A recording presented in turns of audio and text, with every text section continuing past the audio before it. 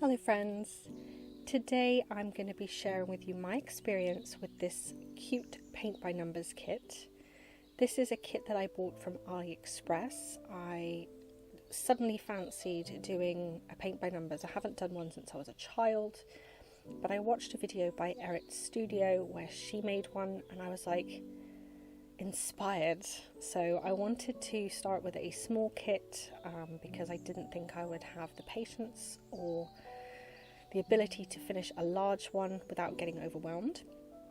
So I bought this cute little kit from Aliexpress. It was about £4, just under, and this is a Beauty and the Beast style. So that's what it's supposed to look like. I could have used a bigger guide there, I'm not going to lie. But yes, I'm very excited because I haven't done a paint by numbers since I was about 12. And I do enjoy painting, I just don't have the skill to paint anything that's worth it. So a paint by numbers seemed like the perfect option.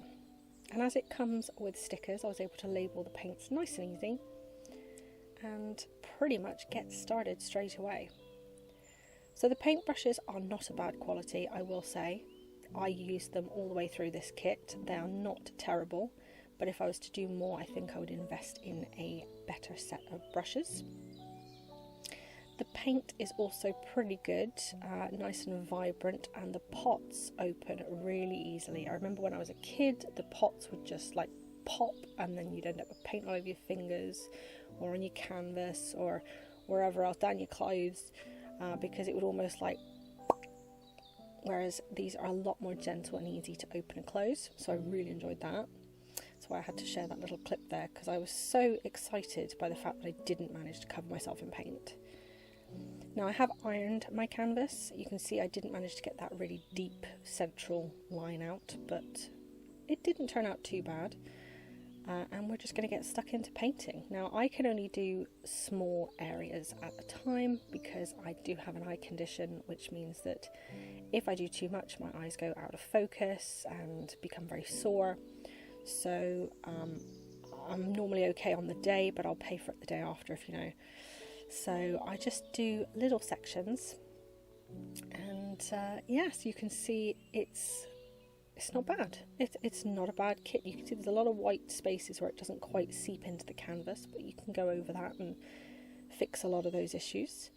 And my phone does cut out here because I didn't realise I didn't have enough storage space. So you will just see it cut to ta-da! The first day, the first time I did a paint by numbers since I was like 12. Look at how nice it looks. I'm actually really impressed. Is it perfect? No. But it's mine and I'm happy with it, and I had fun doing it. I had a little true crime binge each time I did this. Look at that though. Look, like, even looking at that now, my OCD is like, oh, how could you do this? I completely messed up there and I could not get that staining out. I was so angry with myself. But we moved on, we pushed forward. We managed. And honestly, if I was to cover it in some white paint on the side there or a bit of masking tape, you wouldn't even see it. So now it is about A4, this kit, and it took me about 2 months because I only did it maybe once a week. So around about 8 to 10 different times that I was actually working on this. This is one of the paints that was not very good and I hadn't noticed until I went to use it, and it is very gelatinous. Now luckily it was the white paint, so I was still able to use it because I just about managed to cover the numbers, but I was not able to cover the entire section. But luckily the canvas is white, so it didn't matter too much. Now after all this time, I'm about halfway through at this point, I realised that the paint is much easier to work with if you sort of plop it down in the middle of the shape, and then you get yourself some nice clean water.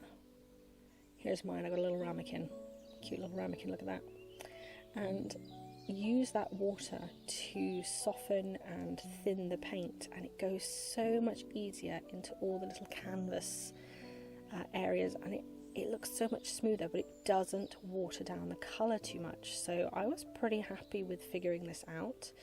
You can push the paint where you want it to go. It was much easier to control. So this is what I ended up doing from sort of this point onwards, and it was so much easier. So this is just some occasional showing. I think this was about 3 different sets of painting later, but there's Mrs. Potts. She doesn't have eyeballs. Oh my god. I think I either painted over the eyeballs by accident or she wasn't given any, but here's the finished thing. I gave the beast some eyeballs and Mrs. Potts got some eyeballs. I'm just looking at that now. Okay, Mrs. Potts is very surprised.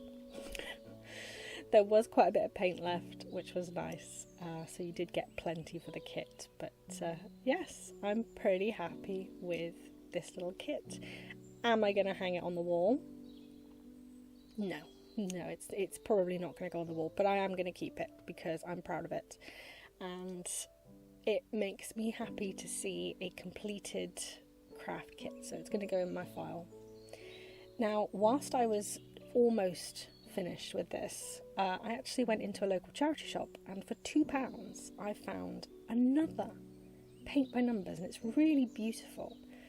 Look at this. It comes with the same brushes. I don't know if that means it's the same company because I bought mine locally, but look at that beautiful sort of spring, summery kind of mountainous region. It looks like Italy maybe, but it comes with substantially more colours.